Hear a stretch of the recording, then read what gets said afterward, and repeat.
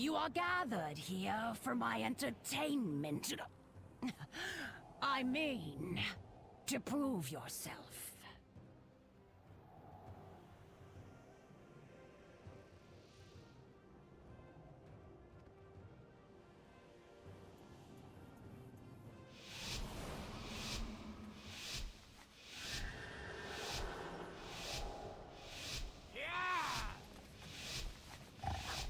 It's time for the show. Don't disappoint me.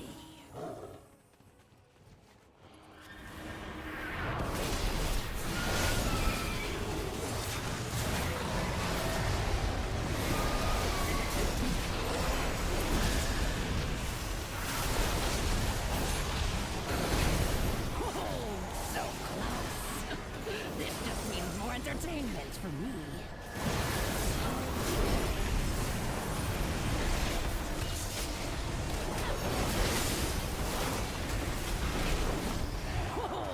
So close. This just means more entertainment for me.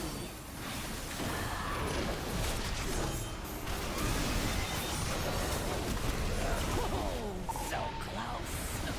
I see who the strongest mortals are. For now.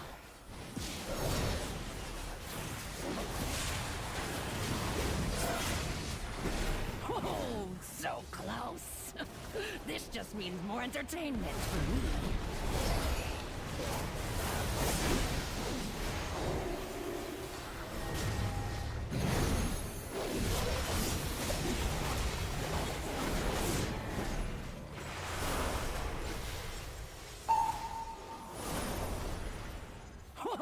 So I see who the strongest mortals are. For now.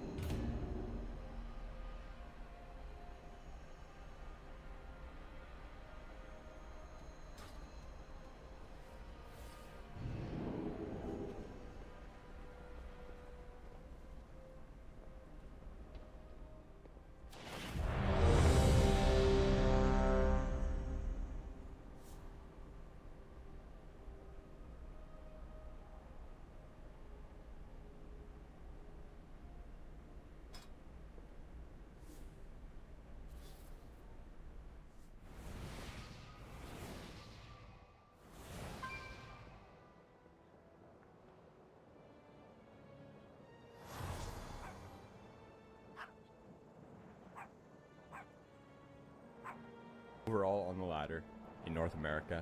And yeah, so I'm gonna get right into this. I'm gonna explain everything for you guys, okay? This is gonna be a full feature length guide, so I'll put it in chapters just in case one chapter is, you know, some stuff is gonna be a little bit beginner, so you can just skip over those parts if you already understand that. But yeah, so let's get right into this. So first thing we're gonna look at here is talents, okay? Not exactly the build, but like just explaining all the talents and any of the changes and everything like that, so you have a basic understanding of what everything is, okay? So this part,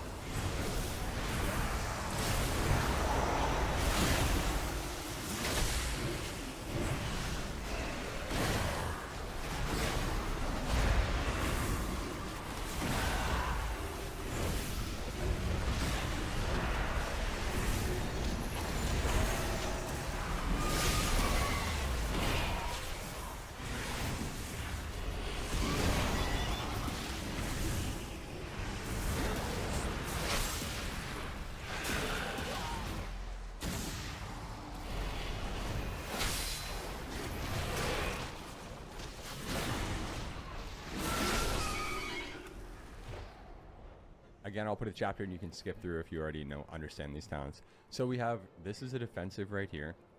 This is our heal basically right here, Death Strike. This is our pet. Cleaving Strikes is going to make our Death and Decay. When we're inside of the Death and Decay or after we walk out of it, we're going to be able to cleave multiple targets. By cleave, I mean hit one target, one ability at the same time, being the Scourge Strike, okay? This just buffs our Death Strike. This gives us some runic power. This is going to be our kick. So our interrupt, basically, for interrupting casts of mage, just any caster, right? Just if you want to stop a cast. Blinding Sleet is going to be our crowd control. So this is an AoE, blind, crowd control. You can stop cooldowns with it. You can use it defensively. You can use it for your setup, whatever you want to do, right? Anti-magic barrier, just going to passively make our AMS better. This, Unholy Ground, our Death and Decay, which is going to be cleaving, is just going to give us haste. This is just passive damage. Not that important. These talents are more so for PvE. This is going to make our grip be 40 yards, self-explanatory. Death Pack, it's a heal, but it's not that good outside of like maybe a 1v1 situation or something like that. Passive stamina. Proliferating chill, okay? So this is going to make our Chains of Ice hit 2 targets. This is a new talent as of the last 2 expansions. This is just passive for the kick. Attack speed. Anti-magic zone. This is our big defensive against casters, okay? This is what we have for our teammates, basically. We can throw this on our teammates for big offensive cooldowns from the casters. There it is. Unholy Bond, just passive for your Rune Forge. Soul Reaper, not used in PvP, used in PvE sometimes. This is just a passive slow for our Death and Decay. This is our Wraith Walk, which is just, it's going to break a root. It's our mobility ability, basically. This just buffs your zone. This is our stun, although we don't get the stun, we get Strangulate now, because that's just the way the game works now. You can only have one or the other, but you have to be talented into this to get that. Again, just passive right here, passive defensives. Ice Chains, makes your chains into a root. It's not that good. Suppression, passive defensive. Most of this stuff is just defensives down here now. Just a bunch of defensives, pretty self-explanatory if you just read them. Unholy Endurance is going to give us, it's going to turn our Lichborn into a defensive, right? Like Icebound Fortitude, sort of. So you're going to like this, for you. So that's basically the talents on the left side. Again, this is not going to build yet. I'm just kind of going over the general like talents, how they work. So on the right side, Treachery Strike. This is going to be your build, right? Your build. So the wound is just a build.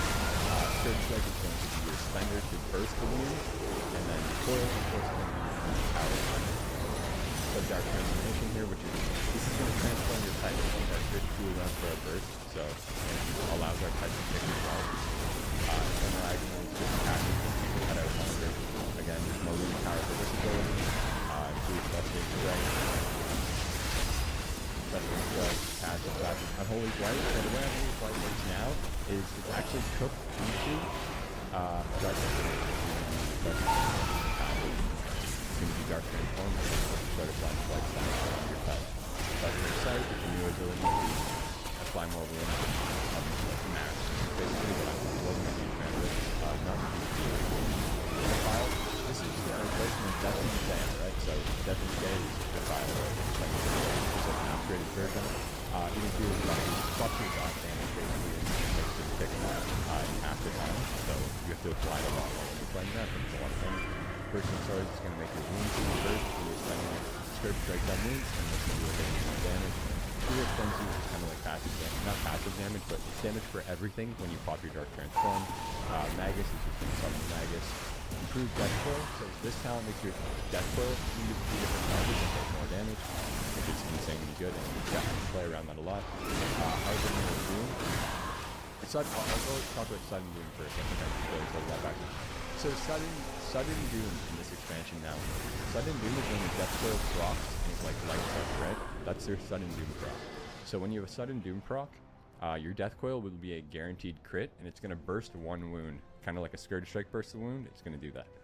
So, and then let's jump back down here again. So this is just going to make it proc more and make your coil do a little bit more. Reaping is kind of like a execute in a way. Makes your damage do more when they're lower HP. This summons another pet. It's not good right now though. Unholy Pact makes like a hell chain between your pet. It's pretty good sometimes. This is, your pets just explode. This is good sometimes in Clawing Shadows builds because, which is this, Clawing Shadows. Just not so much right now, but yeah, when Clawing Shadows is really good, it's good. So this is an important node to explain here. So Plaguebringer on the left side of this node, when you Scourge Strike, it's going to give you a buff for 10 seconds, which is going to basically make your dots do a lot more damage. And that's like a key part of this whole build when I explain the playstyle. Clawing Shadows is just going to be like a ranged version of Scourge Strike. Again, the Clawing Shadows builds are not very good right now. Historically, they have been, but not right now. So let's go down here. Vile Contagion. It's like an AoE wound application, right? This could be nice for your goes and PvE, stuff like that. Pestilence, it's just AoE wound application again, 10% chance for being in the Defile. Infected Claws is going to be a single target wound application, 10 to 11 chance to apply the wounds. Menacing Magus just makes your Magus's cleave, so they hit 4 targets, I guess. Coil of Devastation turns your coil into a dot, essentially. This node down here is Gargoyle or the Magus. The Maguses are really bad right now, and so is Gargoyle, but yeah, it's a cool node. This little string right here is like the pet tree, right? This little line right there.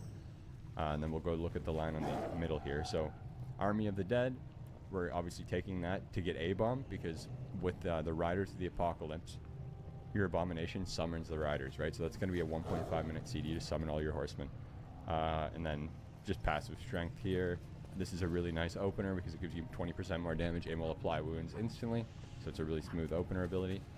Death Rot, again, passive damage basically. Morbidity, again, passive damage from people that are dotted. They just take more damage. And then Super Strain, which is a super core ability. This is going to give us all 3 dots. So when you press your dot, it's going to put every dot on them, all 3 of your dots, okay? And that's just kind of an overview of explaining like how the talents work. So now let me talk to you guys about the build, okay? Now that you've got a basic understanding of the talents, we're going to talk about the build. So anyone that just got here to this point, I'm going to have a timestamp right here. Skip the first little introduction because so welcome to here at this point now. So this is what we're going to do. We're going to talk about the build. So the gist of this build is basically just a dot build. This is like the meta dot build from the beta that I've been playing for months, okay? And it's with Riders. So you pretty much, if you play Dragonblade, it's almost like you get all the good builds from the okay? Like, you almost have the full slot of Dragonblade, like you have everything and everything with the dot build now. We have Worse than Swords, and we have Fever, which you could not have these before the war thing together. So this is essentially almost all the builds we played in Dragonblade in one build, minus one shot. Yeah, but as before, it's a dot build, so you're going to want to keep the dots down. First, the Doom version, which I will explain in the damage dealing portion. But that's basically it, right? There's nothing too crazy. Just dots, big coil, big cleaving coils, and then rock people down in the style while moving straight. The left side, the right side does not really any variance at all. So much, okay? Maybe you could juggle around with Frenzy to here or something if you wanted, or like that. Like if you wanted some single target wounds, instead of like the good chance at AoE wounds, you could juggle those basically, or something like this if you really wanted. But it's pretty solid the way it is. The way it's like this right now is good for every dragon, right? Because this is going to be really nice in like PvP boards or something. It's going to make all your dots on everyone do everything. So the right side is pretty solidified there. The left side, you're kind of going to just juggle it around and use counter-spec whatever you're fighting, right? Like, I could drop this there, or just whatever you want. There's a little bit of variance in that. If you want to switch that up however you want it, or counter-spec what you're fighting, you can definitely do that. But that's currently how I have it right now. So let's take a look at the hero talents. There's not very much options for the hero talents. It's just a couple nodes, right? So the only optional nodes here, obviously this one, you don't get to use this in arena, right? So you're going to be using this in arena. This node right here, if I'm fighting a full team of casters, I would go this one more than likely, right? But if I'm fighting not a full team of casters, then I go this one for the tankiness. And then this one you can kind of just switch around whatever you want. At the moment, I'm playing the runic power split. Yeah. So that's basically the build, right? It's just your standard. If you played any of the like last couple seasons, the playstyle is basically the exact same, except for the fact that you burst a lot more wounds now because Sudden Doom procs burst a wound, and so does Doom Burst. So now each Doom Burst coil is bursting 3 wounds now, potentially on 2 targets, 6 wounds at a time. Okay. So let's take a look at the PvP talents now. Let's look at the PvP talents. So I'm just going to run through them from top to bottom and explain them. Life and Death, as far as I'm aware, this is bad. I tried it. It's still bad. I never, ever play this ever. But yeah, so that's pass on that one. Dark Sim. This is a very good talent, right? It has its uses. You can play Dark Sim as the flex talent if you want, or in some like 1v1 situations or something where you don't need Necro Wounds, you could play it, or in BGs if you really wanted. But it's a fun ability. You basically steal the cast from the other person. It has to cost mana, but yeah, so it's fun. You can steal some clones. Like if a Boomy precogs, you can steal the clone with that, the guaranteed clone cast, everything like that. Reanimation is a meme. Used to be good back in the day, like last expansion before they nerfed it. Necro Bargain, okay? So this is an interesting talent. We have more HP now than before. A lot of HP, around 7 million-ish HP. This talent is one of the only talents we have now that adds damage for us, because the rest of them are just utility, more or less. This is like our only damage talent. So the thing about this is, right, Apocalypse doesn't really hit that hard with full gear on the beta. Like, I tested it a lot, doesn't hit that hard. But the thing about it, I think Apocalypse is glitched right now. I'm not 100%. It just glitched or like a new feature or whatever. But the way Apocalypse works right now is you can Apocalypse somebody with 1 wound on the target, like only 1 festering wound. You'll get 4 stacks of necrotic wounds. You'll get 4 stacks of necrotic wounds. You'll get the entire damage as if you versus them with 4 wounds and everything like that, right? So Apocalypse is a lot of value right now for only 1 wound.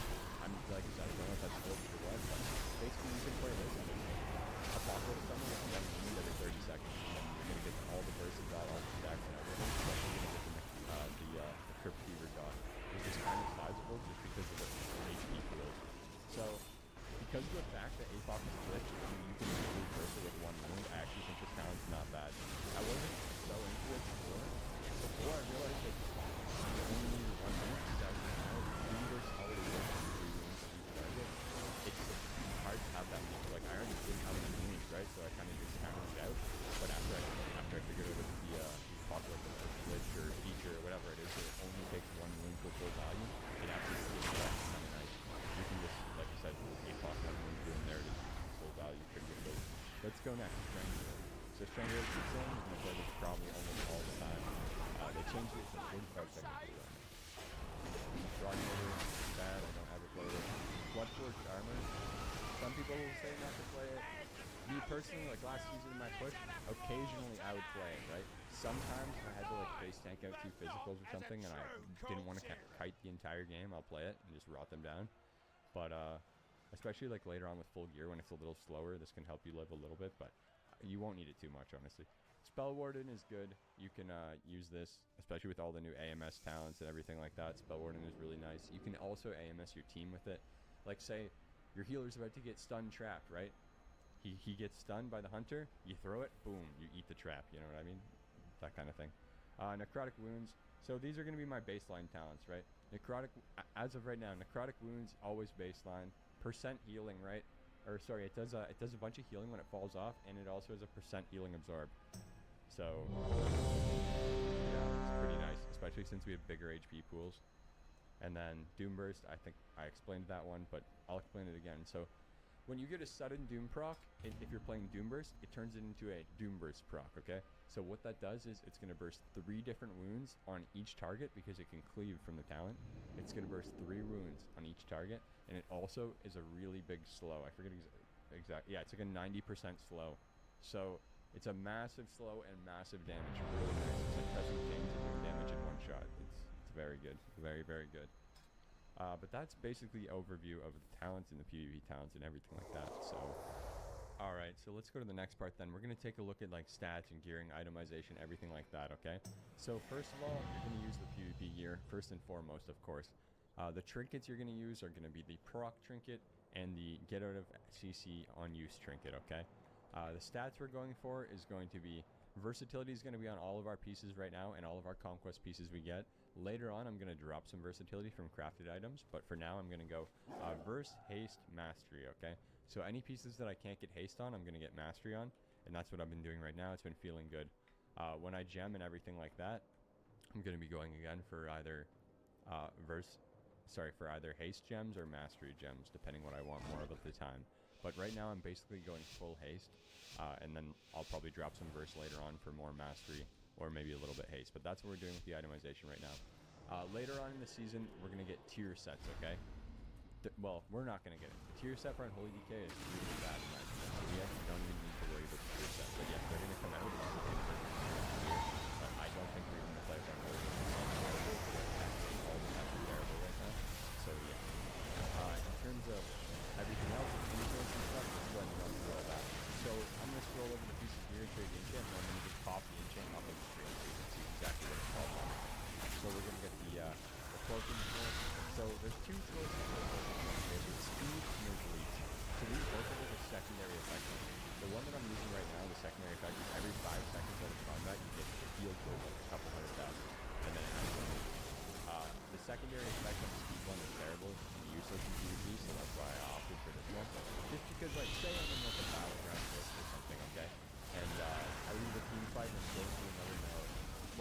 combat running over, it'll just heal me up, right? So that's my thought process with that. If you don't like that one, personally, you can just go with speed.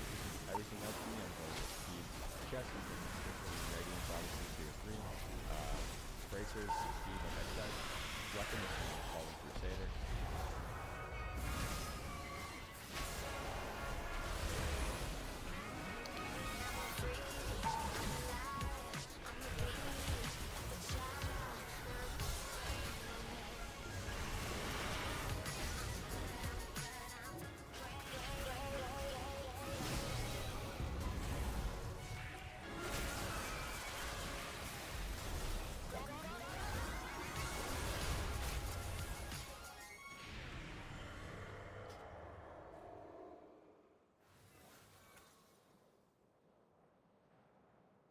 You're a carpenter, but you're more than just a builder.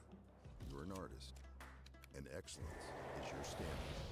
Because you know every cut tells a story. Every nail leaves a mark. Every measurement, there's no shortcut to a job well done. Just good old-fashioned hard work and tools that work hard with you. DeWalt. We get you. We got you. Pants is, I'll pop the name up for you on the screen, but it's the 930 strength, 900 stam. Boots, Scouts Mark, tier 3. And then rings, there's a couple different ones. So the one that I went with here is called Cursed Haste, alright? So what these cursed ones do is they give you more stats than the static stats one. So this gives me about 390 haste instead of like 315. But it leeches some of the versatility, right? So it steals some of your versatility into haste. And like I told you guys, I'm going to drop verse later in the season for more haste or mastery. So that's kind of why I went with those. Okay, and one important thing I want to mention to you guys now, because we're going to get sockets, okay? And we're going to need gems. So there's one, you can have one Algari gem per gear. It's basically just like a meta gem, I guess, or something. So we're going to have the one Algari gem. I'll pop it up on the screen for you guys right here. It's the PvP one. It's going to... Basically, it's gonna, anytime you get CC'd or something like that, it's gonna give you stats or damage. I can't exactly remember, but I'll pop it on the screen for you right here.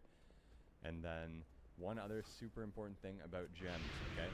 So there's flat stat gems, right? Like say 100, I forget, it's like 150 mastery or 150 haste or whatever, 143, something like that.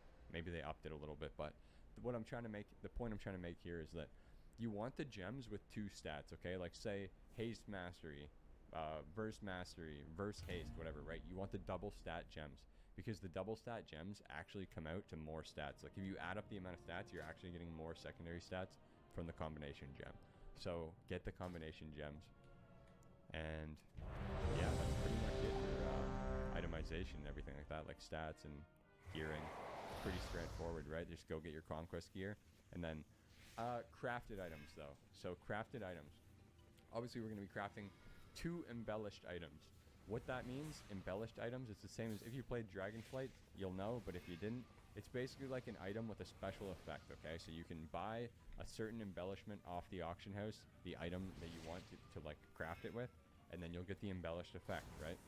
I'm just going to quickly show you guys the embellishments, okay? So this is basically all of them. There's a couple items that come with their own, but yeah, I'll let you guys know what I craft the first week, because this is still kind of the only part that's up in the air.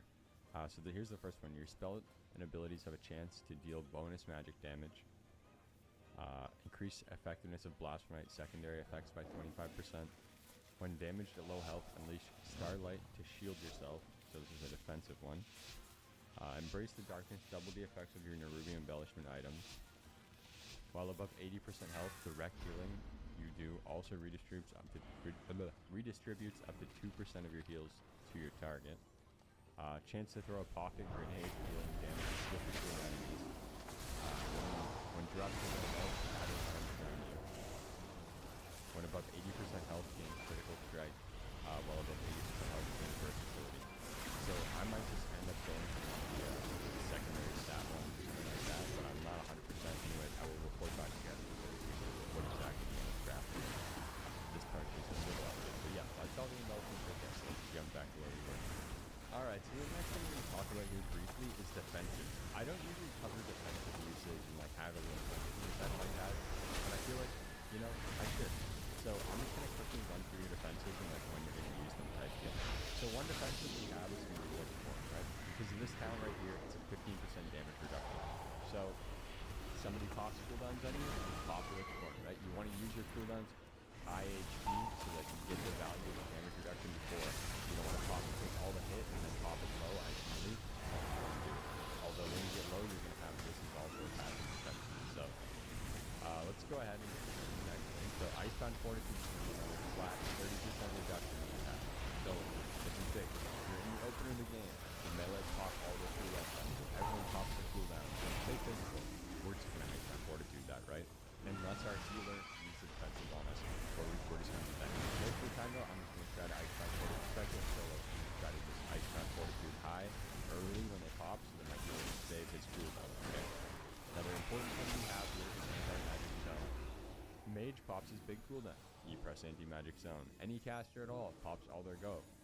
You press anti-magic zone. Straightforward, simple, that's your magic defense. And then of course you have AMS for yourself, or potentially for your teammates if you're playing Spell Warden. Other than that, our other defensives is basically just chase fight the target, run away when you need to, right? You run to a pillar, line of sight. That's your other defensive. If you need to, like you have nothing left, it's casters are killing you, you can just line of sight for a second. Don't be afraid to do that occasionally. Another thing we have here is that can be defensive is blind. They pop, warrior pops avatar, pops everything, red pops wings, whatever, boom, you blind them, okay? They have to sit the blind and waste their damage, or they trinket. So that's another defensive we have right there, basically. So that's kind of what it comes down to for DK defensive play. Other than that, it's just Death Strike. If you Death Strike, if you spam it, it's not going to heal you as much because you can only Death Strike off the current big hit of damage you took one time now every 5 seconds, or once per damage occurrence. So it's not quite as good to just spam anymore. But so that's defensive play right there. Now in terms of offensive play, I'm going to give you guys my opener. But there's one thing I need to note before this, okay? So before this, my opener would generally be get all my pets out, press my Unholy Assault for the wounds, and then Apocalypse to burst the 4 wounds of Unholy Assault. But Apocalypse is currently, I'm not sure if it's bugged or if it's a feature or how it works, but I'm going to briefly show you, okay? So let me just show you that you only need 1 wound of Apocalypse to get all of its value, and then you'll understand this burst rotation. So as we see here, I just reset my damage meters, okay? We have 1 wound on the target. Watch my necrotic wound stacks are going to fall. Watch my Fester Might, okay? So I burst 1 singular wound. Boom. I got 4 wounds applied instantly, 4 stacks of Fester Might, and I got the full value of the best and everything. And I got an amulet 4 hits as well, okay? So it counts to all 4 and every 4 wounds exploding. So you get 100% value for Apocalypse right now with 1 wound. So that means in a perfect world, you literally only need Apocalypse with the target. That's what I was telling you guys with the Necro Fire earlier. But yeah, not sure if that's what was intended. It's like they changed the way Apocalypse works in this expansion. I'm not sure if it glitched out, but that's just how it is right now, so I'm going to tell you. So with that being said, I'm just going to give you my burst rotation, okay? So it's not going to look exactly like this every game, because sometimes the standing different, sometimes the positioning's different, whatever's happening. But as a basis, I'll try to either A, drop a Chains of Ice on them, or B, drop a Defile on them while I'm running over, okay? So I'll drop a Defile while I'm running over because it's going to slow them. It's because of the talents we're playing, and it's also going to potentially apply wounds. So I'll drop the Defile while I'm running over, and then as I target, I'm very close, I'll raise A-Bomb, which is also going to summon my 4 Horsemen, and then I'll Dark Transform. Sometimes I might Dark Transform first and charge my transformed pet over to get to the target, to like gnaw them or something, so I can get the, say if it's a DK or something and I'm trying to get a good opener on them before they AMS, something like that. But as a general rotation, my burst rotation, it's basically this, okay? So it's D&D on the way over, pop my Raise A-Bomb, which is going to summon my Horseman, pop my Dark Transformation, pop my Unholy Assault. Now this is where it gets different, okay? Before you would just Apocalypse after that, but since I just showed you how Apocalypse works now, when I press Unholy Assault, I'm going to Scourge Strike 1 time, and then I'm going to Apocalypse the 3 wounds that are left, and it's still going to get full value because it's glitched or whatever the heck's wrong with it. So what that rotation does, by me going Unholy Assault, Scourge Strike, then Apocalypse, is we're going to get 5 wounds applied on the target. 5 necrotic wounds on the target instead of 4. I'm going to get the extra added damage of bursting 5 wounds instead of 4, because I'm going to Scourge Strike 1 wound, and then the APOC is going to burst 4, even though there's 3 left on him. So it's just going to be extra damage, and that's the way we're going to do it. If for some reason it changes, we'll just go back to just Unholy Assault, Apocalypse, Scourge. But the main reason I want to Scourge 2 that early is because I'm trying to get my Plague. So I get 1 extra Proverbial Plague before I start the APOC, and I get 1 extra wound burst damage. And you only summon 2 wounds to APOC anyway, so not really like you're losing. But yeah, this is how, in my opinion, the best way to do it, given the way APOC works right now. But again, it's live in the game. So let me just show you this.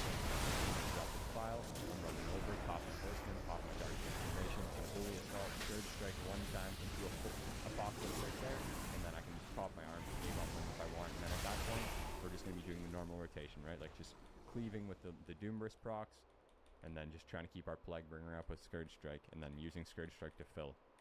But I'll explain the general rotation now. I just wanted to give you guys the burst rotation first. So that is my burst rotation, more or less. Sometimes it looks a little different, but at the basis, that's what I'm trying to do. Get everything down, have a defile down, and basically just cleave them in everything, right? So that's it. When the way APOC works, that's the best one. Because then that way you get 5 wounds instead of 4. Like, it's just extra damage you wouldn't have if you don't do it that way, if you just do it the traditional way. But so let's just talk about basic damage now. I probably should have done this before the burst rotation, but that's okay. We'll talk about basic. So you have your outbreak, right? So when I say dot, I'm referring to my outbreak. That's when I'm going to apply my dot, my damage over time effects. We have Death Coil, and then we have the Coil procs, which are Doom Burst. So we have both of those. We have Festering Strike, which is going to be our wound applier. And then we have Scourge Strike, which is one of our wound bursters. So the way we can burst wounds is with Doom Burst Coil procs, with Scourge Strike, or with Apocalypse. And that's basically it. I mean, our pet's going to burst some too while it's transformed. But other than that, that's it. Okay, that's it. And we can apply wounds with potentially Death Coil, or sorry, not Death, potentially our Defile. We have a chance when they're standing in it to apply a wound. Our pet can apply wounds if we have Infected Claws, and we can apply the wounds with Festering Strike. I'm not 100% if... Oh yeah, so A-Bomb does still apply Festering Wounds as well. So that's how we're going to, all the ways we can get wounds. So at the basic level of it, this is the gist of it, okay? We want to keep our dot on the target, try to keep our dot up on the target, and we're going to try to keep up our Plaguebringer with Scourge Strike as much as physically possible. That's what this rolling wound score is right here for me, okay? So that's number 1. Keep your dots up, keep your Plaguebringer up, okay? So that's one thing that you're going to try to maintain and manage. Other than that, it's going to be just applying wounds, bursting wounds, and then basically, because your Doom Burst is going to consume a lot of wounds, a lot of the time it's going to be just applying wounds, keeping my dots up, and then mostly I'm just going to be coiling until I get rocked, and then keep the wounds with the coil, okay? If I have no wound power to coil, and I don't have a Doom Burst proc, then I'll Scourge Strike, right? Scourge Strike is basically just filler or to keep the Plaguebringer up. And that's basically it for that. And then, again, your coil is going to be 2 targets, right? So try to prioritize aiming your coil so that it can hit 2 targets. You want to cleave as much as possible. Again, your Defile as well. You want to try to keep your Defile down under them as much as possible. Because if you have a whole bunch of wounds on a bunch of people, and they're in your Defile, and I press Scourge Strike, it's going to burst the wounds on all the targets, okay? But I am going to prioritize the Doom Burst coils because A, they're guaranteed to crit, and B, they're going to go away if you don't use it. So I prioritize the Doom Burst coils. But I do try to prioritize those only generals if they have wounds to burst. But sometimes they're not going to have the wounds to burst on them, and you're not going to have wounds to fester. You're just going to have to press it, right? Sometimes, occasionally. And that's why we're playing really high A so that we can actually get more wounds and everything like that. Epidemic, okay? So a lot of people ask me this question. Epidemic is not for damage. The only time you're playing Epidemic, or you're pressing Epidemic really, is to stop someone from drinking, right? You keep them dotted, you go to drink, you can Epidemic through the filler to stop your drink. You can Epidemic to pull rogue from yourself if you're dotted, right? and that's basically it. Keep people in combat and hold those stuff. Okay, one other important rotational thing here that I'm going to say is you don't want to waste your wounds, okay? Especially when you saw how fast we consume the wounds now because we can cleave in the defile and we have the huge boom burst capability. So you see how fast we consume wounds. So you don't really want to waste any wounds, okay? So by waste wounds, I mean when you Festering Strike, you're going to apply 2 to 3 wounds. So like right now, for instance, right? I have 5 wounds on this target. I would not want to press Festering Strike. That would be A, a waste of runes, and B, a waste of wounds, okay? Because I'm going to overcap and I'm not getting value for them. So you don't really want to Fester. If they have 4 or more wounds on them, you don't want to Fester. Honestly, it's debatable. Like, if they have 3 wounds on them, that's good. Just don't Fester with 4 or more because you're gonna overcap, right? If they have 3 wounds and you Fester, you can go to 6. You don't want to overcap unless you're trying to like preset something up super big and or whatever, like a defile accidentally like gives you an extra wound with pestilence or something like that. Like, it's not a huge deal, but just, yeah, don't be like spam Festering, right? Like, even when I say you want to preset up your wounds, it's like just try not to overcap them to the best of your ability. See, like right here, and just setting them up, whatever, boom, doom burst on both of them, right? And that's it. It's not really too intense. So keep your dots up, keep your Plaguebringer up, and then just try to like not waste wounds and maximize your doom burst coils while cleaving people in defile and being as disruptive as possible. So, and that's basically the gist of it for damage. Keep your pet on assist and just try to keep your pet on your target as much as you can and utilize your pet kick on cooldown. Okay, and there's just a couple other notable things I wanted to mention here. So the first is you can Scourge an NPC or something that doesn't have any Festering wounds on it just to keep your Plaguebringer up, right? Like, if you got a hidden NPC that's near you, just feel free to just send the occasional Scourge on one of them.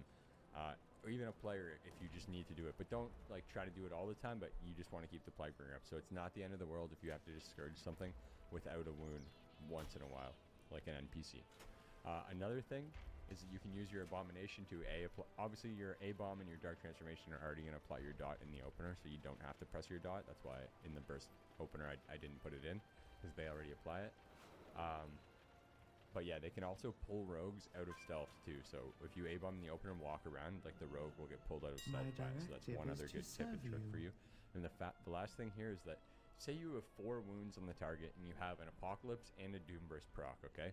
You want to use the Doom Burst proc, which is going to eat 3 wounds, and then Apocalypse the 1 wound, right? Because of how I explained how Apocalypse works now, and you get full value for 1 wound currently, unless they change it, then it's different. But as of right now, if you had 4 wounds and you had a Doom Burst proc and an APOC, you would want to Doom Burst into APOC, because if you APOC, you're just going to eat the wounds, and then you're not going to be able to use the Doom Burst properly, and you're just wasting all the value, basically. So the final thing we're going to do here is I'm just going to show you guys a quick little clip of the gameplay and what it looks like, basically. But I play every single day at twitch.tv/partywafflesx on stream, live, full-time. So you guys can catch lots of gameplay there, especially when the season starts if you want to see more. But yeah, let me just jump right into this clip for you guys right here. UI.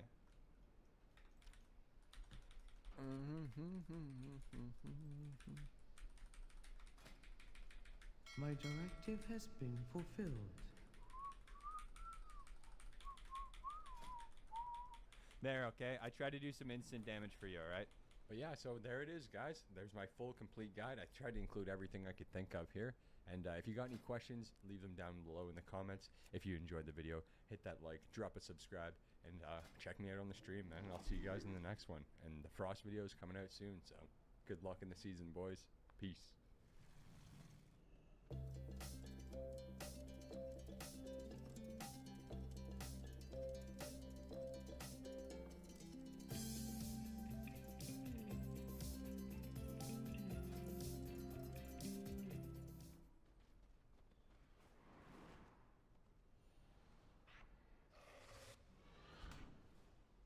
Vistaprint prints everything to get your brand in front of your fans, like t-shirts, water bottles, and totes, so everyone can gift it, work in it, and take it. Whether it's one of a kind or one for your whole team, if you need it, we print it with 25% off for new customers at Vistaprint.com.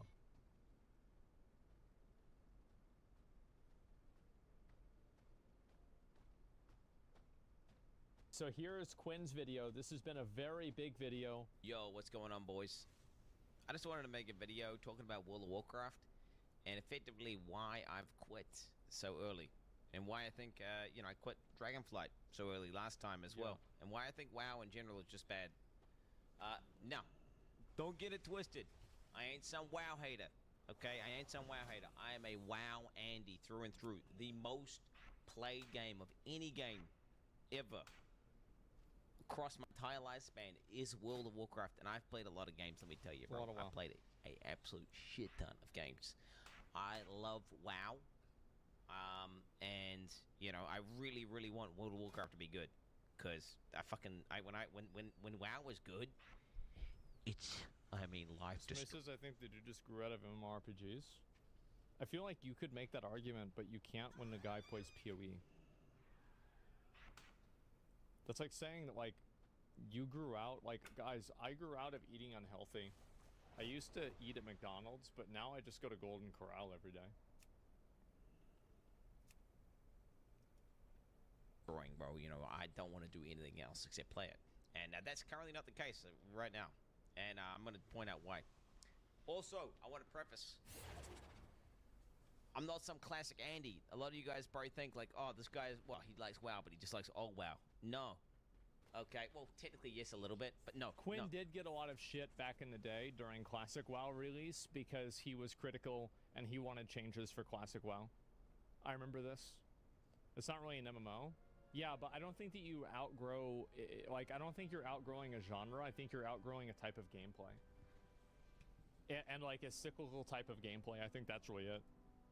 I hate the the classification of everything nowadays, where they're just re-releasing the same shit with a new coat of paint over and over again, doing it in games, doing it in movies. Whenever they announce classic, believe it or not, I was pretty upset. I was like, well, this is shit.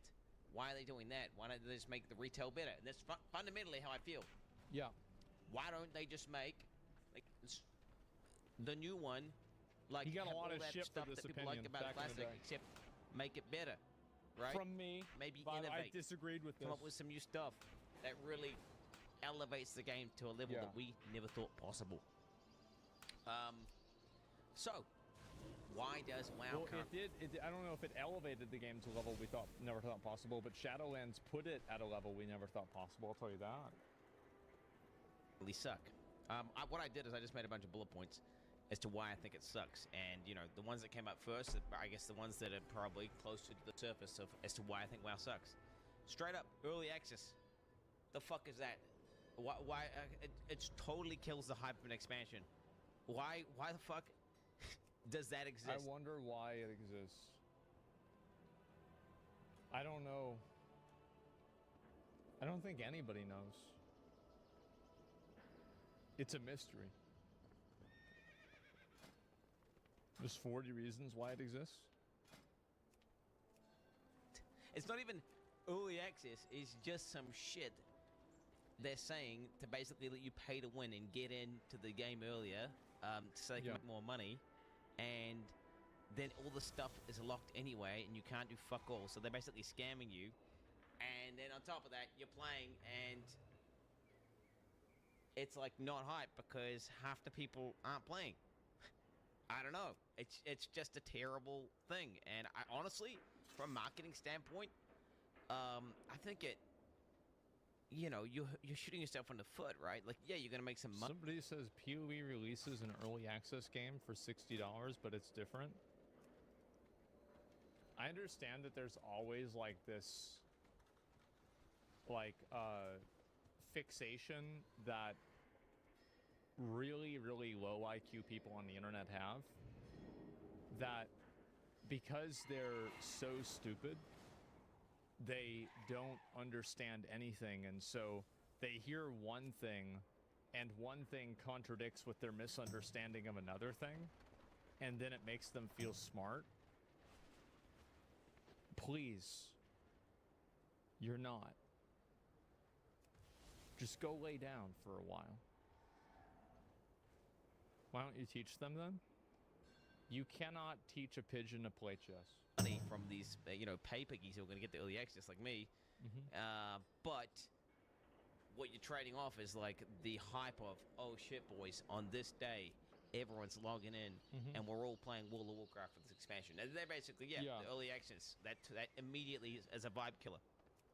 Followed by the 3 weeks of time gating. 3 weeks of time gating. Come on, man. Like one week max. Changed my mind, bro. In the current state of what there is to do, 1 week max. Maybe I'm a nerd. I don't know, but I just think that whole thing that you think about like I don't want to be talking about PoE too much, but you think about a PoE league, right? The league comes out. Everybody's big dick. You don't in want it. to do anything. Everybody's there. It's an event, bro. Everything's happening.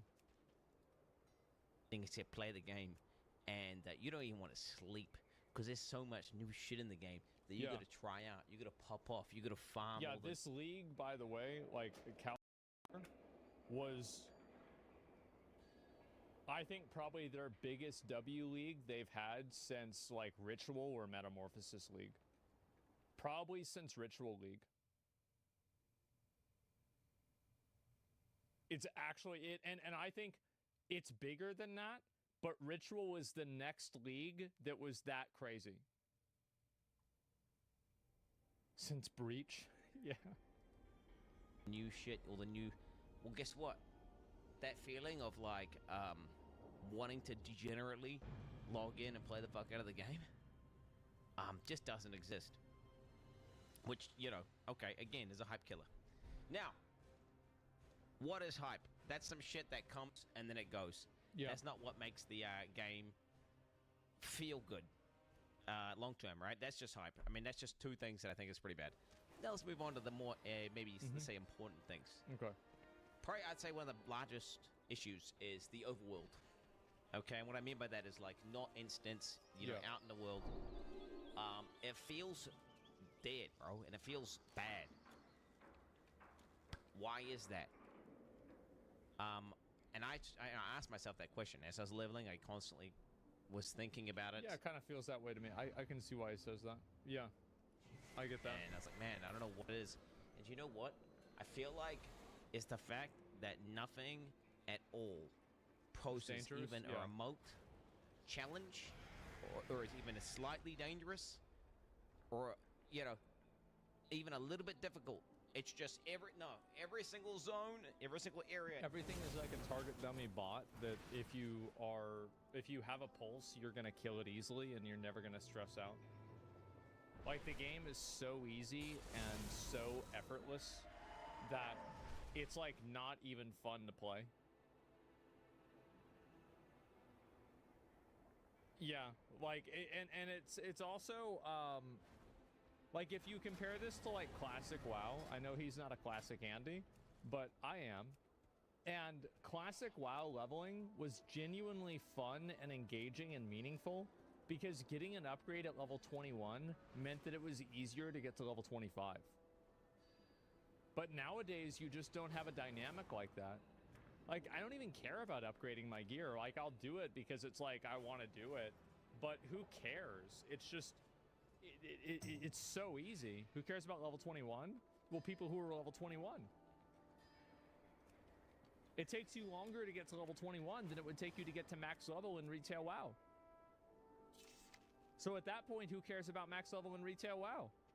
And that's a great question, isn't it? Every single monster, you run in, you can aggro as many monsters as you want. You can do whatever you can literally be holding down your S key, clicking your keybinds, and you just AoE them down. Run in, pull a bunch of mobs, AoE them down. And it's just how it felt. Like, I don't know, man. Bro, I had like, there was quests where like, it's building up to this big campaign boss guy. You press 2 buttons on him and he's dead. You don't even get to you don't even get to pop off. I love popping off. Why are the monsters that are supposed to be big bad guys dying before I can even get a single rotation out, I don't know. Because the game is meant for hardcore sweaties and brain-dead casuals at the same time. WoW is designed to appeal to the bottom 10% and the top 10% of players, where the 80% in the middle is completely neglected and given an experience that's so watered down that it means nothing. That's the reason why. So you have like a lot of this content in the game that's so easy that it's like just effortless, meaningless. Nobody cares about achieving it. It's just kind of a participation reward content. Then you go into like Mythic Plus, and there's a trash mob that has 3 separate mechanics, and there's a pull of 4 trash mobs. And you have to do this on a timer. Like the level scaling and like the difficulty scaling for this is insane. Win. It used to be a big who am deal I to hit max kidding? level. Yeah. Give me a good show. It's pretty dumb. So I feel like that's a pretty large feeling as to why you know, the overworld feels a little bit shit. Another huge reason, and I hark on about this all the time, and I feel like it's because it's a really big one, and honestly people disagree with it a lot, but I straight up think that flying It's in World of Warcraft, time for the show. yeah, it's cool, Don't but disappoint it's actually me. dog shit and bad for the game.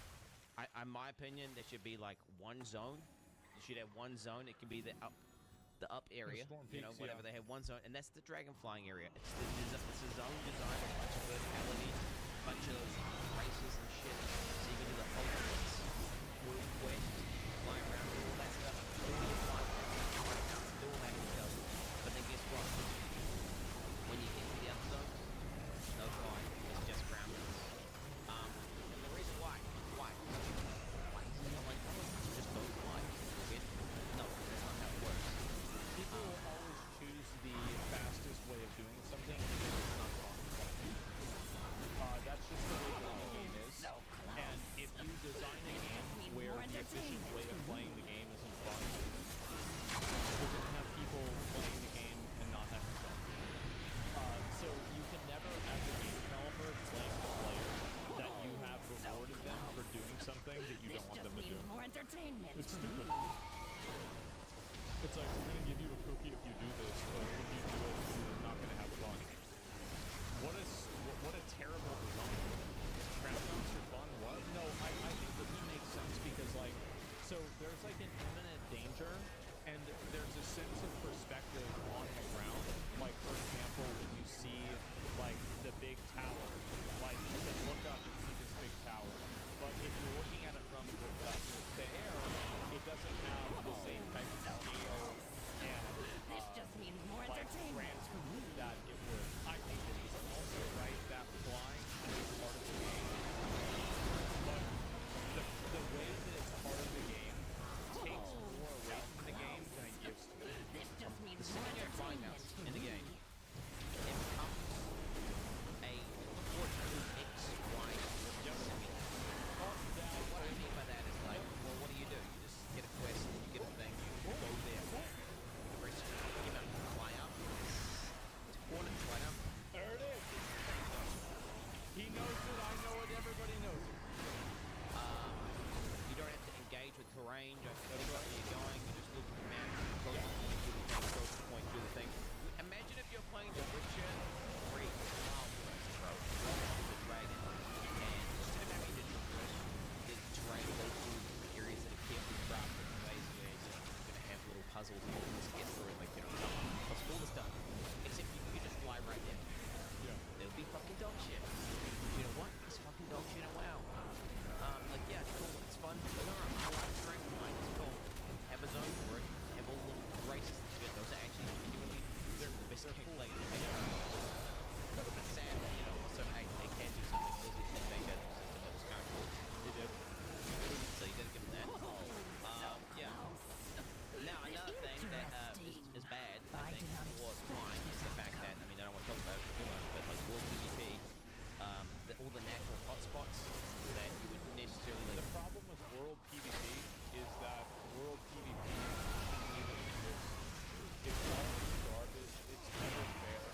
It's not fun for one person of the time. Like, it's always trash. Interesting. Like, I World did not PvP is expect something this that outcome. on the internet a lot of people really think is great because it's comprised of a lot of hardcore players. But the reality is that it's not a coincidence that every single classic WoW server has trended towards being one-sided. It's because people act like they like this environment, but whenever they're actually given the opportunity to choose to be part of it or not, they choose not to. That's really the reason. And it's another instance where it's like, you can listen to what people say, or you can listen to what they do. And I know that there's a lot of people that like World PvP, and I think that World PvP was better in Classic WoW than it is even now in Dragonflight or in BFA or Shadowlands.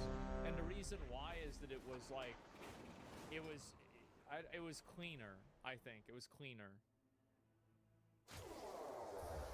5-stack rogue players crying. Yeah, and also, like, I mean, how many of you guys have had a situation where you're questing peacefully alongside a Horde member or an Alliance member, and you're the opposite faction, and there's an agreed upon truce between the two of you? You're over there, he's over here, vice versa. Then two of his friends show up. I present Suddenly, a there's a lucrative burst of opportunity confidence, for those and who he's prove ready themselves to go to worthy of the war. task. And it's a 3v1, and you're dead. Many in the cartel are wagering on who are the greater combatants. It's Care not fun. to influence the outcome? That's not fun for somebody. Somebody has that happen once or twice, it's okay. But when that becomes the gameplay, people quit the Do game. not let the cartel down. We expect a return on our investment.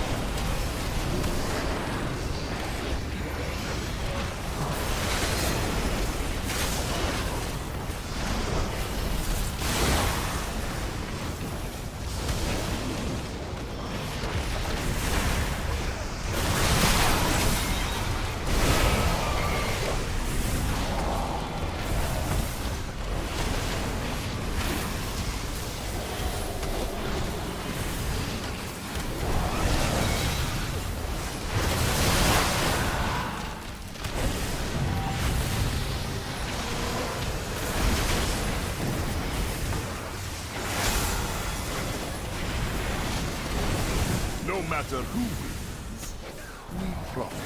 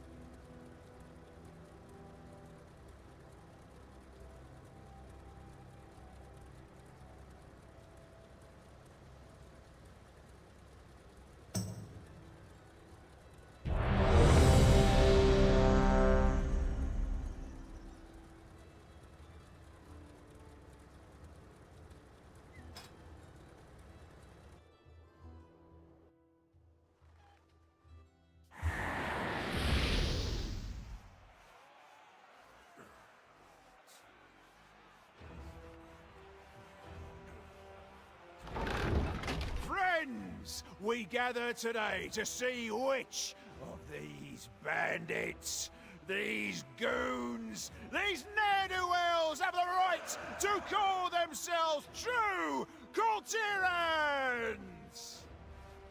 Only the last one standing will have earned that honor. And this likely won't be a clean fight, so keep your distance, eh? Now, are we ready?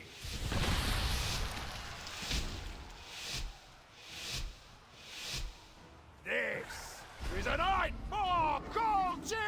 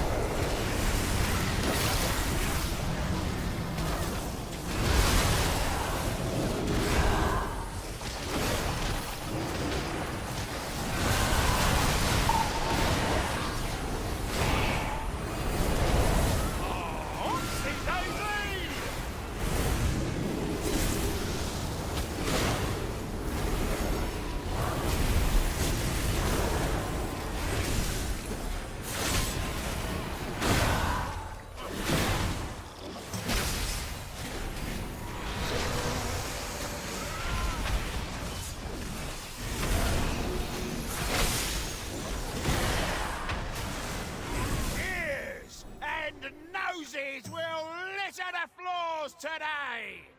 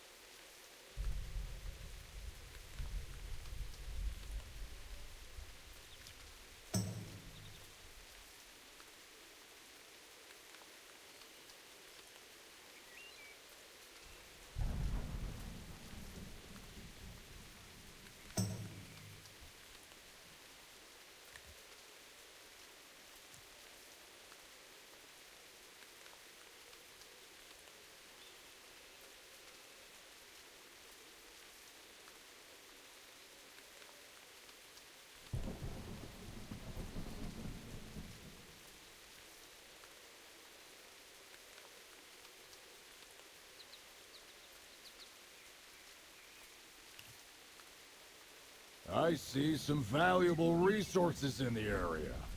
Get ready to grab them.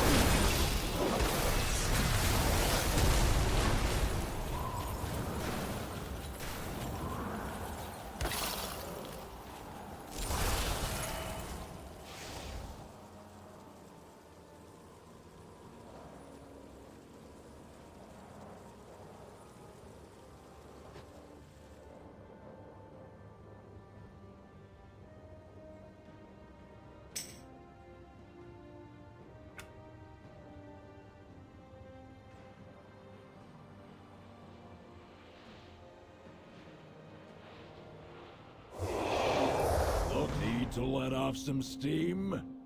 I hear there's someone nearby who's itching for a fight.